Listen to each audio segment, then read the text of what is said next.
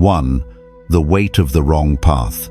Have you ever noticed how the heaviest weight we carry is often the one we chose to pick up? What if the exhaustion you feel at the end of the day is not from working too hard, but from working for something that no longer speaks to your soul? If you have ever felt stuck in a career you once wanted, anxious about Monday morning, or exhausted from pretending you still care, this is for you. Stay until the end, because the final lesson may change the way you see your own worth forever. Here is the truth few people want to face. We spend years climbing a mountain only to realize at the top that it is the wrong mountain. And instead of climbing down, we force ourselves to build a house in the cold. You know the feeling. The alarm clock rings, and a familiar, quiet heaviness settles in your chest. You sit at a desk, attend meetings, or go through the motions of your profession, but your spirit feels 1,000 miles away. You try to force gratitude. You tell yourself you should be thankful for the paycheck, for the stability, for the position.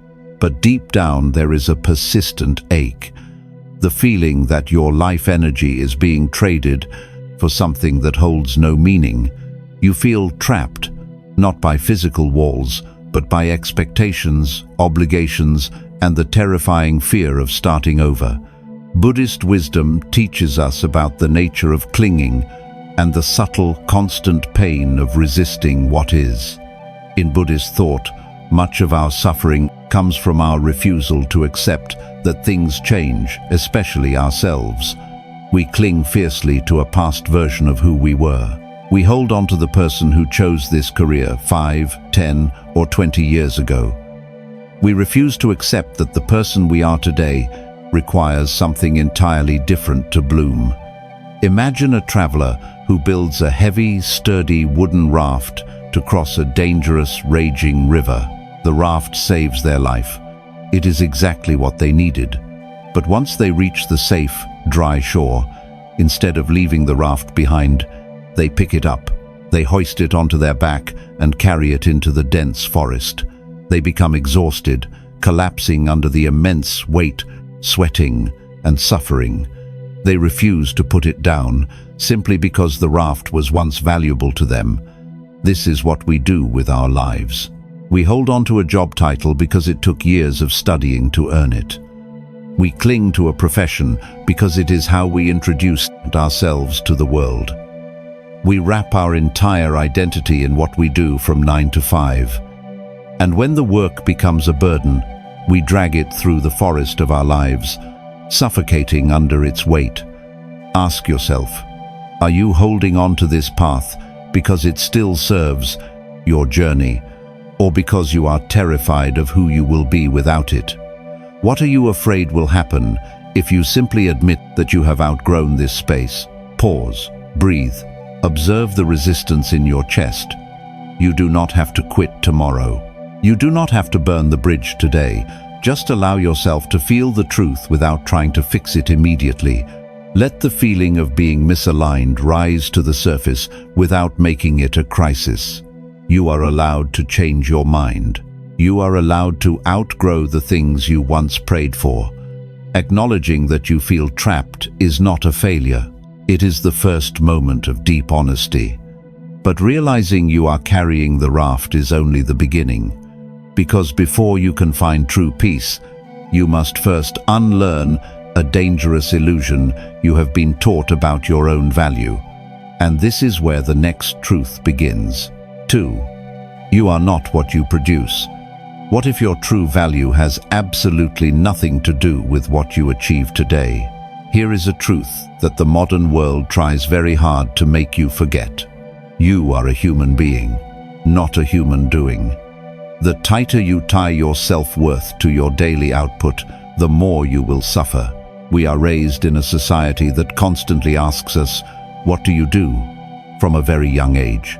We are taught to measure our existence by our productivity. When you have a highly efficient day, check off every box and receive praise. You feel valuable. You feel worthy of rest. But on the days when you struggle, when you make a mistake, or when you are simply too exhausted to perform at your peak, a quiet shame creeps in. You feel like a failure just because you survived a difficult Tuesday instead of conquering it. And when you are already in a career that lacks meaning, this cycle becomes crushing. You are forcing yourself to excel at something you do not even care about, and then punishing yourself when you inevitably fall short. Buddhist wisdom teaches us the danger of identifying with temporary states. In Buddhist thought, attaching your identity to your job, your successes, or your failures is a form of deep delusion. Your true essence, your presence, your fundamental humanity is completely untouched by the changing conditions of the material world. When you attach your worth to something as unstable as daily performance, you are building your peace on shifting sand. Imagine a vast, ancient, quiet lake. On some days the air is still, and the surface of the water perfectly reflects the brilliant sun. On other days, heavy winds arrive. The storm churns the water, creating muddy, chaotic waves. Debris floats to the top, but the depth of the lake never changes. The lake is not its waves, it is not the storm. It remains profound, silent, and whole, whether the surface is turbulent or calm. In your career, you will have days of brilliant sunshine and days of muddy storms. You will face projects that fail, clients who are angry, and moments where you feel completely drained of all motivation. When you are trapped in an unfulfilling job, every storm feels personal. You take a bad meeting or an unproductive afternoon as proof that you are failing at life. But the bad meeting is just a wave on the surface. The unfinished task is just wind across the water. It cannot touch the quiet, unbroken depth of who you are. Ask yourself, are you punishing yourself for the weather on the surface of your life? How much lighter would you feel if you stopped measuring your soul by the emails you sent or the tasks you completed today? Is the guilt you feel actually yours, or is it a story you were told about how you must earn your right to exist? Pause. Breathe. Separate yourself from your output. The next time you have a difficult day at work, do not let it become a crisis of identity. Let the frustration rise without making it your absolute truth. Whisper to yourself, I am not my job. I am the silence beneath the noise. Because true peace is not found by performing perfectly every single day. Peace is found when you realize your value existed long before you were hired, and it will remain completely intact long after you leave. But understanding your worth is only one piece of the puzzle. Understanding why we force ourselves to stay on paths that hurt us requires looking deeply at the maps we have been following. And this brings us to a painful but necessary realization. 3. The illusion of the perfect trajectory.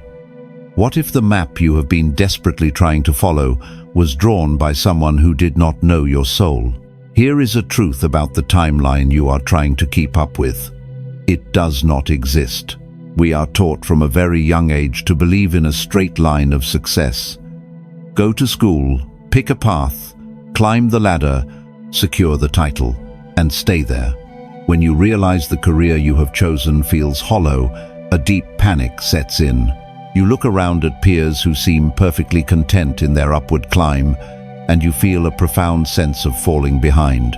You convince yourself that pivoting now, or admitting that you want out, means throwing away years of hard work. The fear of losing your progress, or starting over at the bottom, keeps you chained to a desk that brings you no joy. You trade your inner peace for the appearance of forward momentum. Buddhist wisdom teaches us the profound reality of impermanence, the truth that everything in existence is in a continuous state of flux. In Buddhist thought, deep suffering arises when we demand that life remain fixed and unchanging. We expect the decisions we made in our youth to perfectly fit the person we are today. But the nature of life is movement. Clinging to a fixed, unyielding trajectory is fighting against the very current of reality itself. Imagine a river flowing down from a high mountain. A river never travels in a perfectly engineered straight line. It bends, it curves, it carves unexpected paths through the valley. Sometimes it crashes violently over rocks, and other times it pools into quiet, still ponds, seeming to stop altogether before finding its way again. If you try to force a wild river into a rigid, concrete pipe just to make it travel faster and straighter, it loses its natural essence. It becomes constrained, pressurized, and lifeless. The river reaches the ocean not by forcing a straight line, but by yielding to the natural contours of the earth. In our modern lives, we try to force our careers into that rigid concrete pipe. We think a linear resume is the only proof of a valuable life. So you stay in the soul-draining job, terrified that a bend in the river, a pause, a change of direction, a step down in salary for a step up in peace will look like failure to the outside world. You fear the judgment of others. You fear breaking the illusion of the perfect trajectory. Ask yourself, are you sacrificing your daily joy just to maintain a story of success for people who are not living your life? What if the detour you are so terrified to take is actually the exact path that will lead you back to yourself? Pause, breathe, notice the urgent, anxious voice telling you that you are falling behind. Release the desperate need to be further along than you are right now. You are not running out of time. You have not wasted your life. The years you spent in this career were not a mistake. They were simply the landscape the river had to cross to get to where you are today. Because a meaningful life is not a straight line of promotions and titles. It is a beautiful, unpredictable series of brave reinventions. But before you can step into something new, you must understand exactly what is holding you back. And this requires looking closely at the invisible walls you have built around yourself. 4. The cage we build with our own hands. What if the lock on the door keeping you trapped is entirely on the inside? Here is a truth that is deeply uncomfortable to admit. Sometimes, our greatest prison is the one we designed ourselves. We often feel completely imprisoned by our careers. You look at the years ahead and feel a suffocating weight, convinced that you have absolutely no choice but to endure it. You tell yourself it is the mortgage, the monthly bills, the expectations of your family, or the state of the world that holds you hostage. You speak of golden handcuffs. You convince yourself that you are a helpless victim of your circumstances, forced to surrender your inner peace for a steady paycheck. You wait endlessly for a rescuer, a sudden layoff, a stroke of luck, or a magical, effortless opportunity to come and break you out. Buddhist wisdom gently points us toward a more difficult truth, the reality of self-imposed suffering. In Buddhist thought, much of our perceived helplessness is born from attachment to comfort and a profound fear of the unknown. We suffer because we cling to the familiar, even when the familiar is slowly destroying us. We choose a predictable, quiet misery over the wild, unpredictable nature of true freedom. Imagine a bird that has lived its entire life inside a small, beautifully crafted cage. Its food is provided daily. Its environment is perfectly controlled. One day, the door to the cage is accidentally left unlatched, and it swings wide open. The sky outside is vast, infinite, and completely unguaranteed. The wind is fierce. There are heavy storms and endless miles to navigate. The bird steps to the edge of the open door, looks at the terrifying beauty of the unknown horizon, and silently steps back inside. It chooses the safety of the iron bars. The cage is no longer a prison. It has become a choice. This is what we do with the careers that drain us. We tell ourselves we are trapped by external forces, and while financial responsibilities are very real, the deepest, most difficult trap is our own attachment to certainty. We stay because we are terrified of losing our social status. We stay because we are afraid of looking foolish if we start over.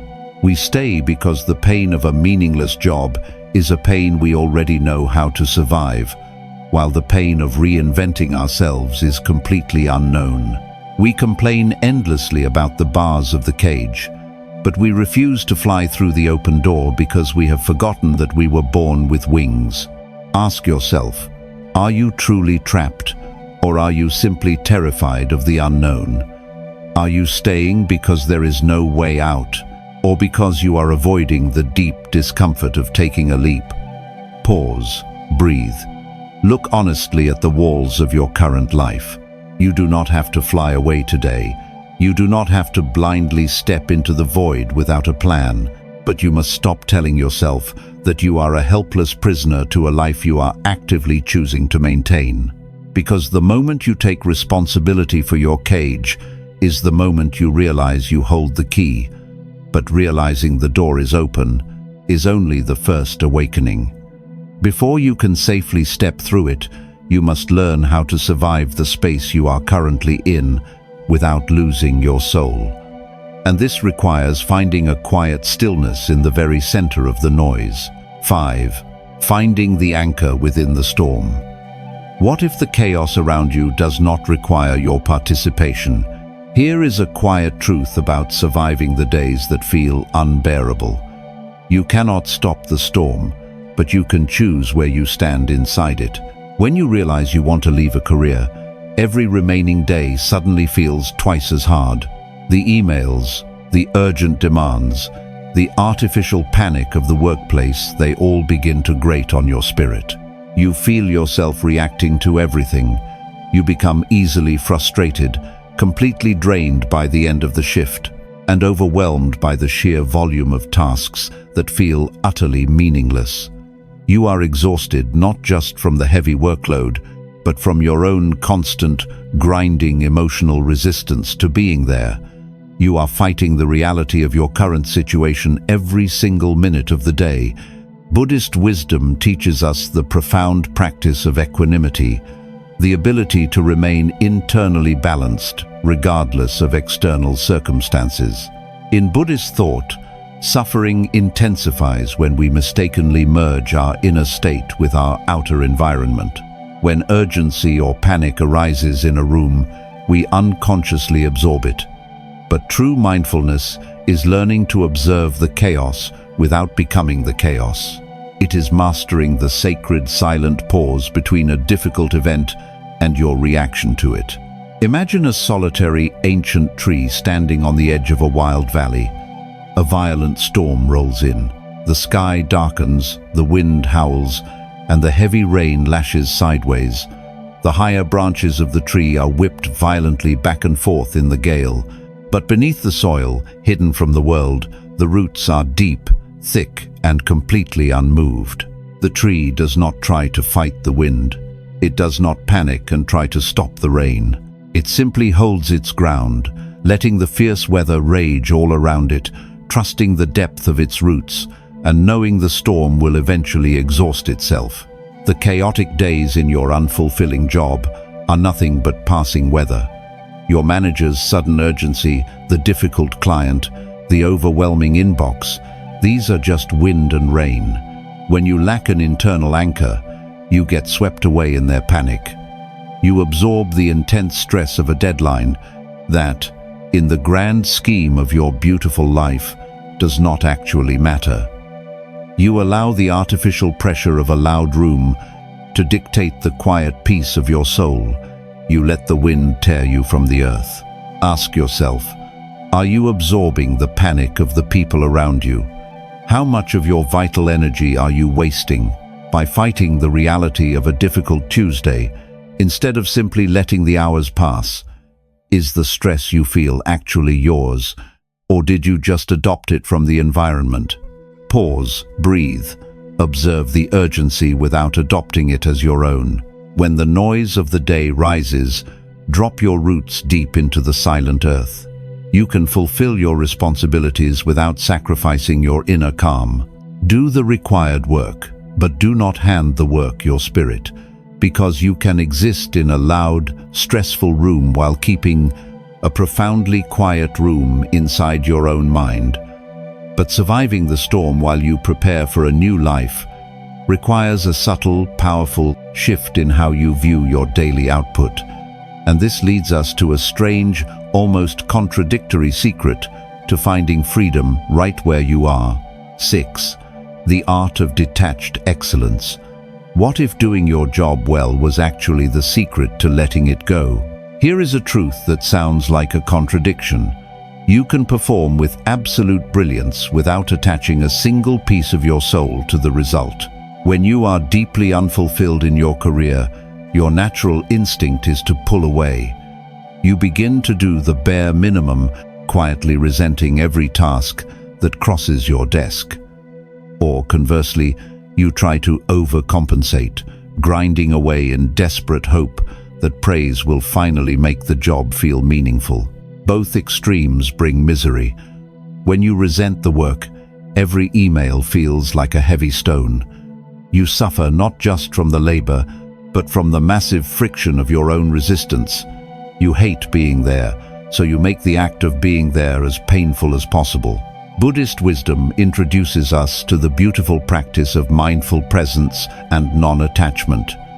In Buddhist thought, the source of our agony is not usually the action itself, but our desperate clinging to the fruits of the action. We want applause, validation, a promotion, or a guarantee that our effort means something to our identity. But when you practice non-attachment, you detach entirely from the reward. You do the work simply for the sake of doing it cleanly. This is the profound freedom of detached excellence. Imagine a monk waking before dawn to sweep the temple courtyard. The autumn wind is blowing. He knows with absolute certainty that by tomorrow morning, the stone floor will be covered in fallen leaves once again. The sweeping will not change the world. It will not earn him an award or a grand title. He does not sweep to achieve a permanent state of perfection. He sweeps simply to sweep. The act of moving the broom, feeling the wood in his hands, and hearing the dry leaves scrape against the stone becomes a quiet meditation. His mind is completely engaged in the present moment, but his ego is completely detached from the outcome. You can sweep the courtyard of your current job. You can write the final report, lead the weekly meeting, or answer the difficult customer with total presence and care, knowing that the work itself does not define your future. You do it well not to please a demanding manager and not to climb a ladder you no longer want to be on. You do it well purely as an act of self-respect. You do it to practice your own internal focus. When you stop demanding that the job fulfill your spirit, the tasks become just tasks. They lose their heavy emotional weight. Ask yourself, how much of your exhaustion comes from the actual work, and how much comes from your deep resentment of doing it? What if you decided to perform your duties cleanly and quietly today? Purely as an exercise in personal discipline, pause, breathe, remove your ego from the task in front of you. Focus entirely on the action and let go of the applause. Do the work and then completely release it at the door. You are not yielding to a broken system. You are taking back your power over your own attention, because there is a strange kind of freedom in doing something beautifully while knowing in your heart you are slowly preparing to walk away from it.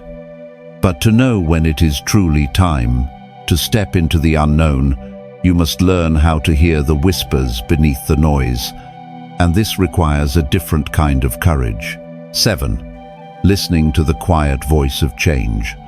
What if the quietest voice in your mind is the only one telling the absolute truth? Here is a hard reality about deep intuition. It will never shout over your fears. It will just patiently wait for you to become quiet enough to listen. We often fill our lives with immense, overwhelming noise to avoid hearing what we already know. When you realize your career is no longer the right fit, it does not usually happen with a sudden, dramatic crash.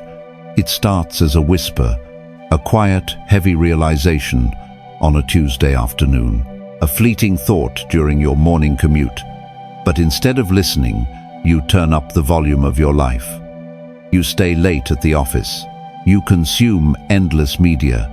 You fill your weekend calendar with distractions. You ask a dozen friends for their advice, desperately hoping someone will tell you to stay in the comfortable cage so you do not have to do the brave, terrifying thing your soul is quietly demanding.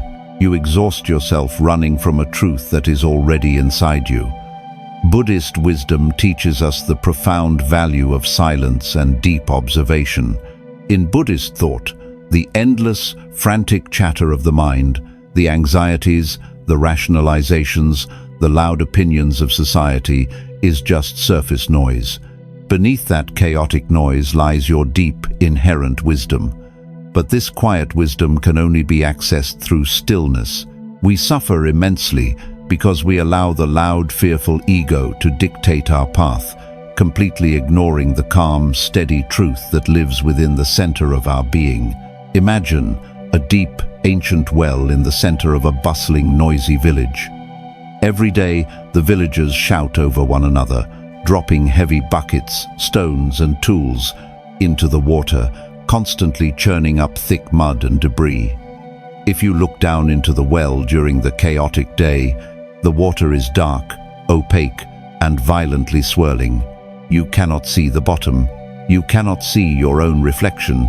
But in the middle of the night, when the village finally goes entirely silent, the mud slowly, gently settles to the floor. The water becomes as clear as glass. Only in that profound, undisturbed stillness can you finally look down and see exactly what rests at the very bottom. Your mind is that well, and your modern life is the noisy village. The daily stress of your unfulfilling job, the fear of losing your steady salary, the panic of falling behind your peers, these are the heavy stones crashing into the water. You cannot make a clear, honest decision about your future, while your mind is completely clouded by the thick mud of anxiety and overthinking. You cannot hear your true calling when you are constantly listening to the loud demands of your industry or the frantic panic of your own doubts. Ask yourself, are you constantly busy because you are highly productive, or because you are terrified of what you will hear when you finally stop moving? What is the quiet voice telling you when the room goes completely silent and you are alone with your own heart? Pause, breathe, give yourself permission to sit in the silence without running from it. Create a moment of absolute stillness today. Turn off the screens, sit quietly, let the heavy mud of your daily anxiety settle to the bottom, and simply listen without trying to force an immediate answer. Because true clarity is not something you have to forcefully search for. It is something that naturally rises to the surface when you finally stop stirring the water. But once you hear that quiet truth, you must figure out how to walk forward into a completely different kind of life. And this brings us to the final realization about what it truly means to succeed. 8. A new definition of success. What if success is no longer about how much you can carry, but how gracefully you are willing to put things down? Here is the final truth about the immense weight you have been bearing. You are allowed to release it. We began this journey by looking at the profound exhaustion of carrying a raft that no longer serves you. For years, you have dragged the heavy expectations of an unfulfilling career through the deep forest of your life, convinced that your struggle proved your worth. You told yourself that if you just worked harder, if you just achieved one more promotion or finished one more project, the quiet ache of emptiness would finally disappear. You measured your sacred human value by how well you performed on your absolute worst days. You stayed inside the open cage, terrified of the horizon. You fought the wild river, and you absorbed the violent chaos of the storm. But Buddhist wisdom reminds us that inner peace is never found by conquering the external world. It is found by completely releasing our desperate attachment to it. You do not need to force the river into a rigid, straight line. You do not need to identify with the muddy, chaotic waves on the surface of the lake. Your true essence is profound, quiet, and completely untouchable by the daily metrics of a job you have simply outgrown. Imagine yourself standing quietly in the center of a vast, sunlit clearing. The heavy wooden raft you have been carrying for so long is finally resting on the soft earth behind you. You have stopped walking. You have stopped forcing yourself to maintain an exhausting illusion. The fierce winds of expectation have died down, and a gentle, profound stillness settles over the valley. You look down at your empty hands and realize they are no longer bruised from gripping so tightly to a path that was always meant to be temporary. You are standing in the very center of your own life, and for the first time, you are not defined by what you produce. You are defined only by your presence. Think about your own life right now. What if the most successful thing you do today is simply maintain your deep internal balance? What if a victorious Tuesday is not one where you completely cleared your inbox, but one where you protected your soul from the noise of the room? Pause, breathe. Acknowledge the immense quiet courage it takes to just be exactly who you are. You do not have to have your entire future figured out tomorrow. You do not have to make a sudden dramatic leap into the unknown today. Just begin by separating your fundamental human worth from your daily output. Sweep the courtyard cleanly, but leave your ego at the gate. Step away from the bars of the cage and look up at the infinite open sky. Trust the quiet, steady truth resting at the bottom of the well. Because a truly meaningful life is not measured by the titles you hold on to. It is measured by the peace you make space for. If these lessons touched your heart, share this video with someone who may need a little more peace today. Let life meet you where you are.